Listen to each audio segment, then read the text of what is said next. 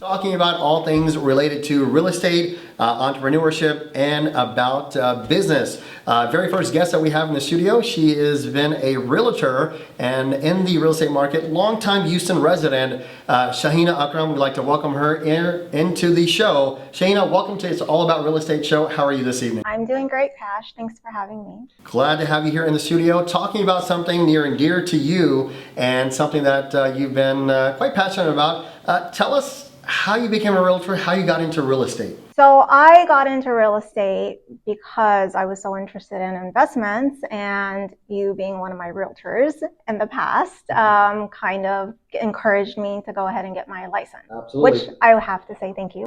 You're quite welcome. Yes, having a real estate license really does help you, and really from the education standpoint and knowing what you're doing. And to be an investor, you don't have to be a realtor, but it does complement, it does help you to know quite a bit of things, and to be familiar with contracts, documents, things of that nature really helps. So let's talk about the home buying process. So someone has gotten pre-approved, someone has signed you and hired you as their realtor, and now you found them their dream home. What happens next? So the discussion actually starts in regards to what area they want to move into, right? Even though, they've come to me and they've said like, yes, I'm looking to purchase a home. I want to be in a, this is my price point and all that. The pre-approval really kind of helps them out to make them understand, okay, what is your true price point that you can go into? And then we start a discussion on what area they really want to go into. Once we decide on the area, we start doing our research, and I show them a few houses, kind of get an idea, gauge them to see if they really do like these houses or not. And based off of that, we'll start tweaking other options if it comes necessary. That's very important. So now moving further along, you are actually in the contract phase. You've now found the right house. You've now negotiated terms. They are now under contract. What would be the next step that your buyers would take?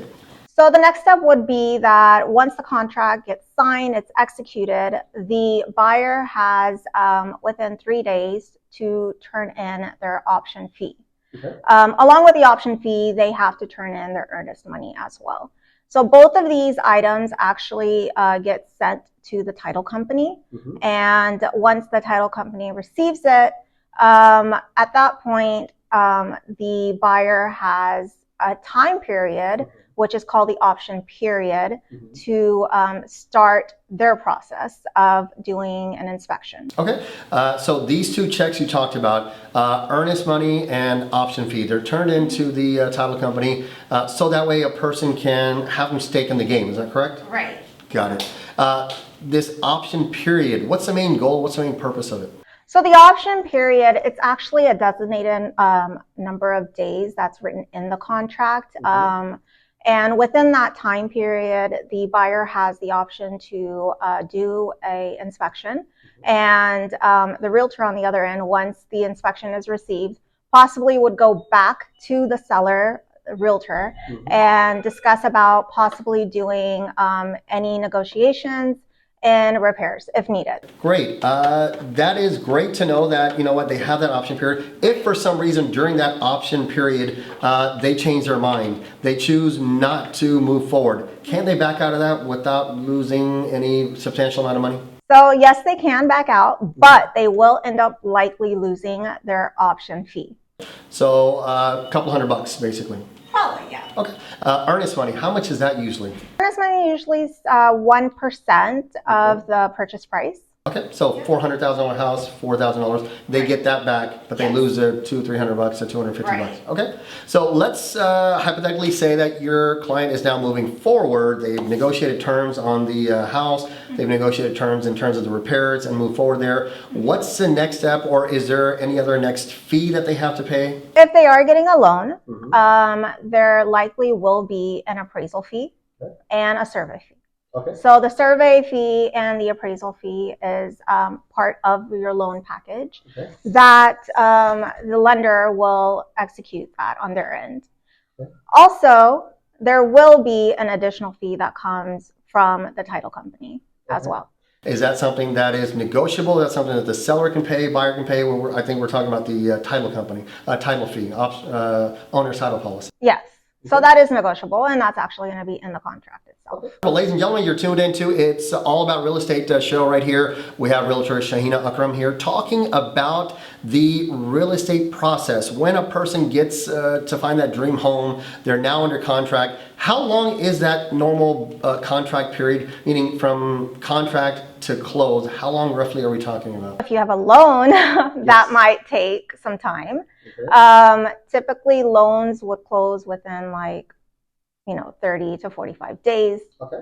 But if you're paying cash, of course, you can speed up that process. Absolutely. Yeah. Right. And the loan process, is something that's very, very important. Majority of people usually get their property, their home with a loan. So ladies and gentlemen, right now we're talking about buying an existing home here. And if you're just tuning into us, thank you so much for tuning in. Shaeena, now we're past the survey, we're now past the appraisal, fee part and everything.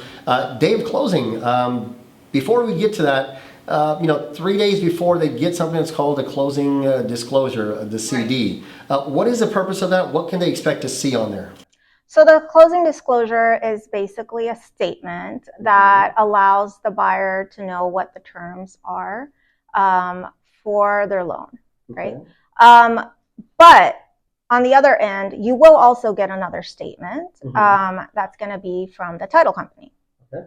And that statement is going to be your settlement statement.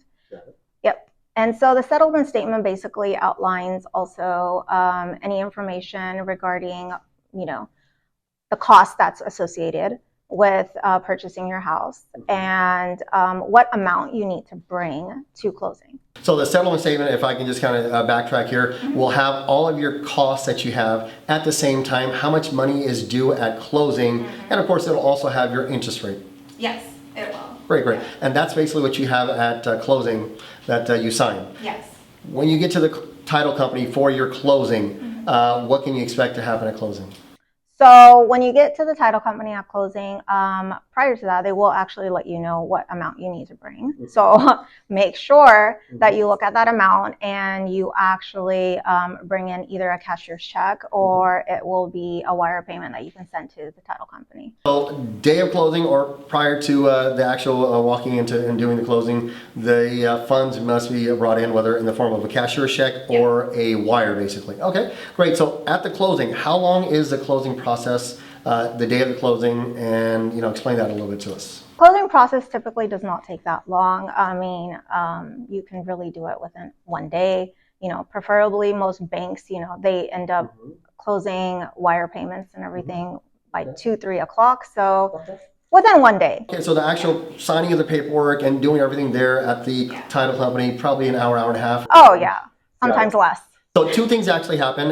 If you're just tuning in, remember on the day of the closing, there's something that's called closing, where you're signing all the paperwork and funding, basically. Yes. So you might be bringing $50,000 to the table for your portion of the funds. That's just only one portion. That's not really the funding. The funding actually is when the lender, the mortgage company, is actually funding and sending over the payments. And one tip, obviously if you want the keys on the same day, one tip would be to try and get it done before a certain period of time in the day so that we can get closing and funding, correct? Yes, that's for sure.